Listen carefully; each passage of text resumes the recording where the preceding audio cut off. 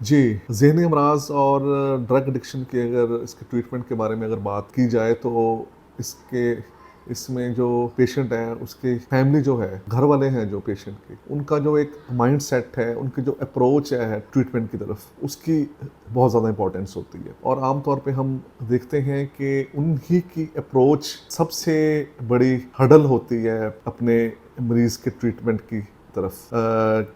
क्योंकि उनके अपने अपने माइंड सेट होते हैं, डेवलप होते हैं। सपोज जैसे मेडिकल ट्रीटमेंट है तो लोग मेडिकल ट्रीटमेंट को ही समझते हैं कि यही ट्रीटमेंट इनका ज़हनी अमराज का और ड्रग एडिक्शन का होगा, कि मतलब एक हफ्ता दवाई दी, 2 हफ्ते दवाई दी, या एक हफ्ता हमने पेशेंट एडमिट किया तो पेशेंट ठीक हो जाएगा। इस तरीके से ये बिल्कुल भी नहीं है। इसी तरीके से बहुत से होते हैं लोग, वो ड्रग एडिक्शन को उसको एक एथिकल इशू के तौर पे उसको लेते हैं कि ये एक इखलाकी गैर इखलाकी ये काम है, तो उसके लिए वो उनको ज़्यादा उसके ट्रीटमेंट की तरफ नहीं जाते। वो समझते हैं कि इसके ऊपर सख्ती होनी चाहिए, मारपीट भी होती है बहुत सारी फैमिलीज़ में उस मरीज़ को राह रास्त पे लाने के लिए, बजाय इसके कि वो उसका ट्रीटमेंट की तरफ जाएं।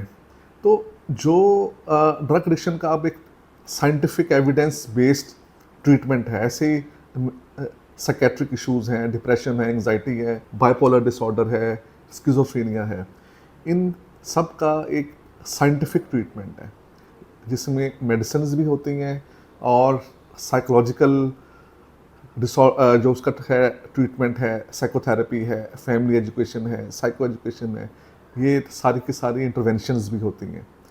तो ये भी हम लोगों का ही है ये काम, मेंटल हेल्थ के जो होते हैं प्रोफेशनल्स, जिसमें साइकेट्रिस्ट हैं, साइकोलॉजिस्ट हैं, स्टूडेंट्स हैं स्पेसिफिकली जो कि उसके एमबीबीएस के हैं या वो साइकोलॉजी में बीएस कर रहे हैं, एमएस कर रहे हैं।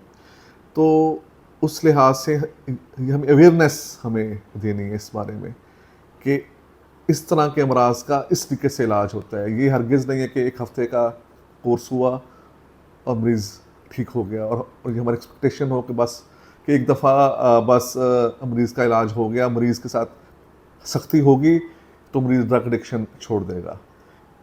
ऐसा हरगिज़ नहीं है।